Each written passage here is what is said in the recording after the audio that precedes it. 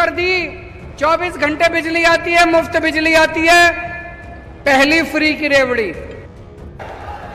आजकल हमारे देश में मुफ्त की रेवड़ी बांटकर वोट बटोरने का कल्चर लाने की भरसक कोशिश हो रही है। ये रेवड़ी कल्चर देश के विकास के लिए बहुत घातक है।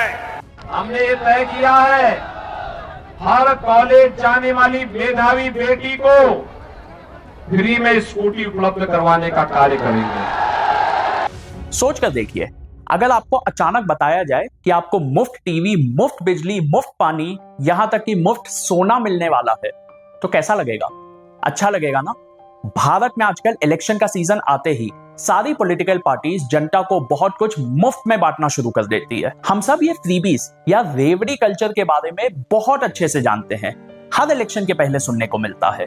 अभी महाराष्ट्र के इलेक्शन के टाइम पे भी ये बहुत ज्यादा सुनने को मिल रहा था। Direct cash transfer of 1500 monthly stipend for women, 3 free LPG refills per annum, free pilgrimages for senior citizens, free professional education for women from weaker sections.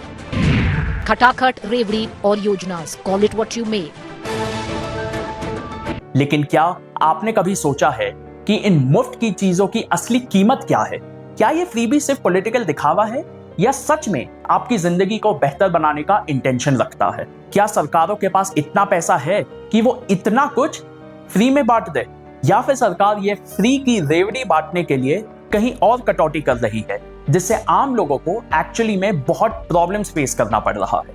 कि सरकारों में पैसे की कमी नहीं है, नीयत की कमी है। अगर साफ नीयत वाली सरकार आए तो सब कुछ हो सकता है। इसीलिए इस रेवड़ी कल्चर पे बात करना बहुत जरूरी हो गया है। ये समझना जरूरी है कि क्या ये स्कीम्स जरूरतमंद की मदद कर रहा है और क्या इंडियन डेमोक्रेसी में इन फ्रीबीज की जगह है या नहीं।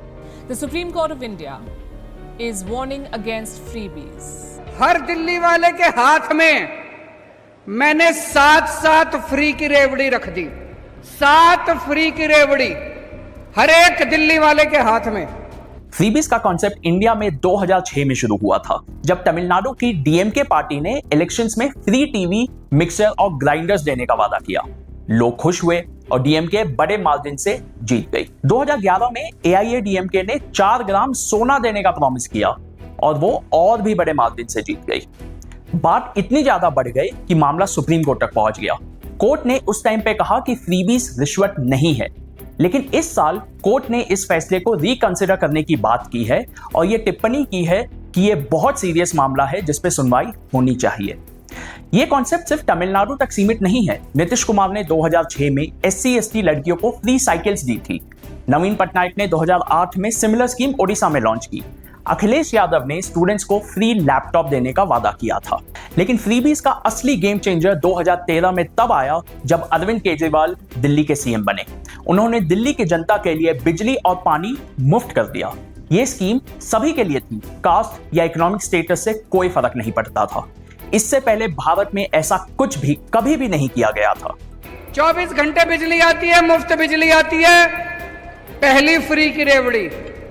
चौथी रेवड़ी, सबका पानी मुफ्त कर दिया, साफ पानी, और पानी का बिल नहीं आता, पानी का बिल 0 आता है। आज फ्रीबीज कल्चर सिर्फ एक पॉलिटिकल गिमिक नहीं है, बल्कि देश के विकास और गवर्नेंस का एक इंटीग्रल पार्ट बन चुका है। प्राइम मिनिस्टर नरेंद्र मोदी ने रेवड़ी कल्चर टर्म का इस्तेमाल करते हुए इस प्रैक्टिस को क्रिटिसाइज किया था, ये कहते हुए कि ये देश के इकोनॉमिक स्टेबिलिटी को खराब कर रहा है। आजकल हमारे देश में मुफ्त की रेवड़ी बांटकर वोट बटोरने का कल्चर लाने की भरसक कोशिश हो रही है। ये रेवड़ी कल्चर देश के विकास के लिए बहुत घातक है। ऑल्दो ये थोड़ा आयरॉनिक है, क्योंकि यूपी और बाकी स्टेट्स में बीजेपी भी ऐसे फ्रीबीज दे रही है। तो क्या लगता है आपको, क्या ये फ्रीबीज सही है या गलत? इस सवाल का जवाब देने से पहले हमें इन फ्रीबीज को डिटेल में समझना होगा। इंडिया में फ्रीबीज अलग अलग तरह के होते हैं, कुछ जरूरी तो कुछ गुड टू हैव और कुछ ऐसे जिसकी बिल्कुल भी जरूरत नहीं है। चलिए एक एक करके देखते हैं। जब बात क्वालिटी एजुकेशन और क्वालिटी हेल्थ की हो तो मेरे हिसाब से ये एक बेसिक नेसेसिटी है। इसे फ्री ऑफ कॉस्ट देश के हर सिटीजन तक पहुंचाना सरकार की जिम्मेदारी है। निर्मला सीतारमण भी कह चुकी हैं कि सेंट्रल गवर्नमेंट इन्हें फ्रीबीज नहीं बल्कि बेसिक नेसेसिटीज मानती है। बहुत सारे यूरोपियन कंट्रीज जैसे कि नॉर्वे और स्वीडन में एजुकेशन और हेल्थ केयर बिल्कुल फ्री है और इसका असर भी दिखता है। नॉर्वे की लिटरेसी रेट 100% है। यह सिस्टम यूके और यूएस जैसे डेवलप कंट्रीज में नहीं है, जिसकी वजह से वहां स्टूडेंट लोन का मुद्दा हमेशा लाइमलाइट में रहता है। देश का युवा जब लोन ही चुकाता रहेगा, जब उन्हें अपना गुजारा चलाने में ही मुश्किल होगी, तो वो देश या समाज में कोई बदलाव कैसे ला पाएंगे? आपकी इस बारे में क्या राय है? कमेंट में जरूर बताएं। फ्री पानी का क्या? इसमें कोई डिबेट नहीं है कि पानी एक बेसिक नेसेसिटी है, लेकिन अगर अनलिमिटेड पानी दिया जाएगा तो वेस्टेज होना भी गारंटीड है। दिल्ली मॉडल में 20,000 लीटर पानी फ्री दिया जाता है। अगर कोई उससे ज्यादा पानी कंज्यूम करता है तो उसको पूरा बिल पे करना पड़ता है। डेटा के हिसाब से इससे पानी की चोरी कम हुई है। लोग ज्यादा मीटर लगवा रहे हैं ताकि पानी का इस्तेमाल कर पाएं और वेस्टेज भी कम हो। गोवा में बीजेपी गवर्नमेंट ने भी हर घर को 16,000 लीटर पानी देने का वादा किया है। तो फिर फ्री पानी देने में आखिर सरकार को कितना खर्चा आता है? दिल्ली गवर्नमेंट का बजट 2019-20 में 60,000 करोड़ का था, जिसमें से 468 करोड़ वाटर सब्सिडी पे खर्च किया गया। मेरे अकॉर्डिंग पानी जैसी बेसिक नेसेसिटी जो ह्यूमन सर्वाइवल के लिए जरूरी है, उसको फ्री देने में गलत ही क्या है?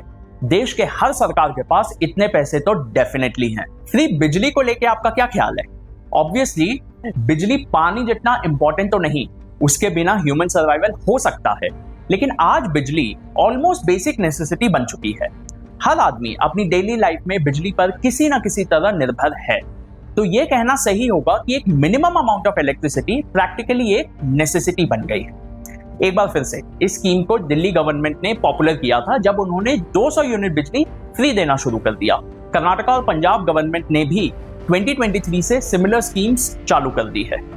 लेकिन यह भी सच है कि फ्री इलेक्ट्रिसिटी सरकार को रिलेटिवली ज्यादा महंगा पड़ता है। दिल्ली के 2019-20 के बजट के अकॉर्डिंग 1720 करोड़ इस फ्री इलेक्ट्रिसिटी वाली सब्सिडी के लिए रखा गया था। मेरे हिसाब से अगर दिल्ली सरकार ये अफोर्ड कर पा रही है और प्रॉफिट में है, जो कि सीएजी की रिपोर्ट के हिसाब से है, तो इसमें कुछ गलत नहीं है। लेकिन अगर गवर्नमेंट के पास पैसे नहीं है तो मेरे अकॉर्डिंग इस स्कीम को यूनिवर्सली लॉन्च नहीं करना चाहिए, सिर्फ गरीबों से शुरू करना चाहिए, क्योंकि सब्सिडीज को प्रायोरिटाइज करना फिस्कल हेल्थ के लिए बहुत जरूरी है। कुछ फ्रीबीज ऐसे भी हैं जो बेसिक नेसेसिटीज नहीं है, लेकिन ओवरऑल वेलफेयर या हैप्पीनेस की तरफ एक इंपॉर्टेंट कदम है। जैसे बिहार में नीतीश कुमार की सरकार ने 2006 में SC/ST गर्ल्स को फ्री साइकिल दी थी। इसका असर यह हुआ कि 2011 तक इन लड़कियों का स्कूल ड्रॉप आउट रेट 70% से 30% तक गिर गया। तो क्लास 9 में हर लड़की को, कोई भी हो, हमने साइकिल देना शुरू किया। साइकिल के लिए पैसा हम तो डायरेक्ट कैश सब्सिडी में विश्वास करते हैं। जैसे ही सामान खरीद कर बांटिए, कोई ना कोई घपला कर ही देगा। तो ऐसा साइड इफेक्ट ये स्कीम इवेंचुअली एजुकेशन प्रमोट करने में कामयाब रही। दिल्ली में चल रहे सीनियर सिटीजन तीर्थ यात्रा स्कीम भी इसी कैटेगरी में आती है। मुझे सभी दिल्ली वासियों को ये बताते हुए बेहद खुशी हो रही है कि कैबिनेट की मीटिंग में ये प्रस्ताव अप्रूव किया गया है कि जो दिल्ली की हमारी योजना है, मुख्यमंत्री तीर्थ यात्रा योजना, उसमें अयोध्या को। अब बात करते हैं उन फ्रीबीज के बारे में जो मेरे हिसाब से बिल्कुल अननेसेसरी है। इससे सोसाइटी का कुछ भला नहीं हो रहा और ये सरकार पर फाइनेंशियल बोझ अलग से बढ़ा रही है। एग्जाम्पल के तौर पे लोगों को टीवी देना, गोल्ड देना, मिक्सर देना या स्कूटी देना, क्या ये सब नेसेसिटी है? मुझे नहीं लगता। इन सब फ्रीबीज का लॉन्ग टर्म में हमारे सोसाइटी पे कोई पॉजिटिव इंपैक्ट नहीं होगा। आजकल इलेक्शन से पहले एक और नया ट्रेंड आया है, अनएम्प्लॉयड यूथ्स को मंथली अलाउंसेस देने का। मध्य प्रदेश में चीफ मिनिस्टर शिवराज सिंह चौहान ने अनएम्प्लॉयमेंट गारंटी स्कीम के तहत 4,000 तक के मंथली पेमेंट की बात की थी। सिमिलर गारंटी दिल्ली और महाराष्ट्र में भी दिया गया है। लेकिन क्या यह स्कीम सच में यूथ को अपलिफ्ट कर रही है? मेरे हिसाब से यह फाइनेंशियल सपोर्ट टेम्पररी रिलीफ तो दे सकता है, लेकिन बिल्कुल भी सस्टेनेबल नहीं है। इंडिया जैसे डेवलपिंग कंट्रीज में यह स्कीम सरकारों पर बहुत बड़ा बोझ डालती है। इससे बेहतर यह है कि यह पैसा एम्प्लॉयमेंट अपॉर्चुनिटीज क्रिएट करने पर खर्च हो, ताकि इसका लॉन्ग टर्म इंपैक्ट सोसाइटी में देखने को मिले। एक और फ्रीबीज का सेगमेंट है जो शायद फ्रीबीज लगता नहीं है, लेकिन वो भी फ्रीबीज के कैटेगरी में ही आता है। जब बड़े बड़े बिजनेसमैन या कॉर्पोरेट्स के लोन राइट ऑफ किए जाते हैं, कोई इनके बारे में बात नहीं करता, तो लोगों को शायद पता ही नहीं है, लेकिन इस लोन राइट ऑफ से सिर्फ अमीर बिजनेसमैन को बेनिफिट होता है। एक्चुअली में आम जनता को इसका बहुत भारी कीमत चुकाना पड़ता है, क्योंकि इन लोन्स को माफ करने में सरकार का बहुत पैसा जाता है। अगर ये सेम पैसा डेवलपमेंट एक्टिविटीज में स्पेंड किया जाए तो लोगों के बहुत सारे प्रॉब्लम्स जल्दी सॉल्व हो सकते हैं। मेरा मानना है कि सरकार को प्रायोरिटी सेट करनी चाहिए। दिल्ली का एग्जाम्पल लें, सीएजी के according Delhi government revenue surplus में है, तो उनका तीर्थ यात्रा सब्सिडाइज करना भी ठीक है। वहीं बिहार जैसे स्टेट में एजुकेशन और हेल्थ का बहुत बुरा हाल है, वहां टॉप प्रायोरिटी इन दोनों पर होनी चाहिए ताकि सब्सिडी भी दी जा सके और फाइनेंसेस भी मैनेज हो पाए। आखिर में हमें एक बैलेंस और सस्टेनेबल अप्रोच की जरूरत है, जिसमें सिटीजन्स की जरूरतों को समझा जाए और उन्हें एम्पावर किया जाए, ताकि फ्रीबी से एक सामाजिक अपलिफ्टमेंट का जरिया बन सके।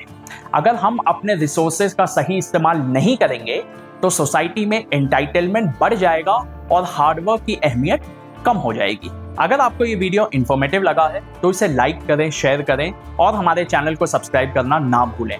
कमेंट्स में बताएं कि आप फ्रीबीज के कल्चर के बारे में क्या सोचते हैं।